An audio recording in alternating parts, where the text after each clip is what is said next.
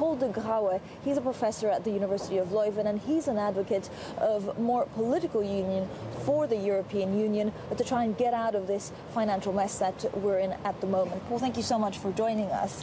All right, so it does seem like it has been an incredible couple of weeks, if not months. The European Union was too late with this package. The markets have practically lost confidence in the euro and in a bailout. What's the solution? Well, I guess the only solution that can work is that the member states of the Eurozone get together and increase the political ties. They move towards more political union. Let's not forget that those who started the Eurozone, in fact, had it as their strategy that the Eurozone would be the stepping stone to further political unification. That has not happened.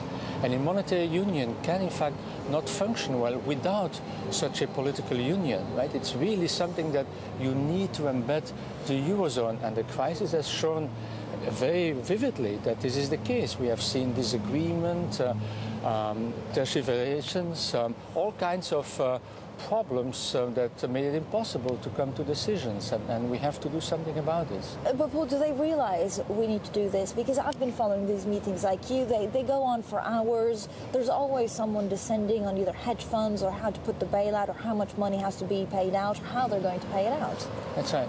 Yeah, I'm aware that these days most politicians and also people in many countries just don't want more political union.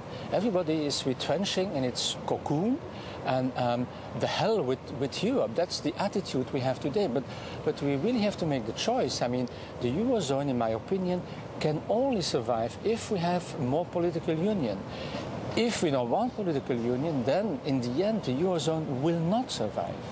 Now, Jean-Claude Juncker yesterday was saying that we have to keep the faith, that actually the euro is at a pretty comfortable level. He says he's just concerned about the pace of the decline rather than the level at which is at. You see it falling further. Yes, well, I really hope it falls further. I mean, it's great news. Let's not forget that we entered the Eurozone at a rate of 1.17, right? This was in 1999. And then the euro dropped to 0.8 in 2001. Since then, it has increased dramatically to reach close to 1.6. Now it's back at more reasonable level, but it's still too expensive. My guess is that the right price for the euro is something like 1.1. So it has some way to fall, and the quicker the better. I don't worry at all that this is fast. I mean, let's do it fast. That's much better. And then we can reach a new level of the euro that will be much better for the European economy. The high price of the euro for years has really been very detrimental for economic growth in the Eurozone. It's time that this is changing. The markets seem concerned about what's going on in Europe. Why? And you argue that, yes, we have high levels of indebtedness, but it's nothing compared to the US, compared to GDP. That's right. That's one of the paradoxes. You look at the debt to GDP ratio of the US, and it's now 10 percentage points higher than in the Eurozone. It's increasing much faster. The same is true with the United Kingdom. Yet it is in the Eurozone that we have a debt crisis. That's really paradoxical.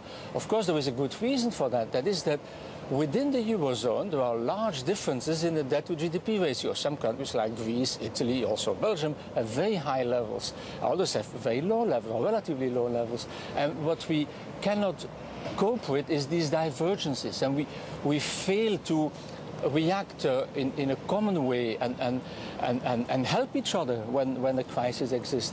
And that, of course, is one of the reasons why a problem that arose in Greece had contagious effect in other countries that really don't deserve it. But because of this divergence, if we can't have political unity, and it does seem pretty difficult at the moment, would you not envisage a certain breakup of the Eurozone, if only momentarily?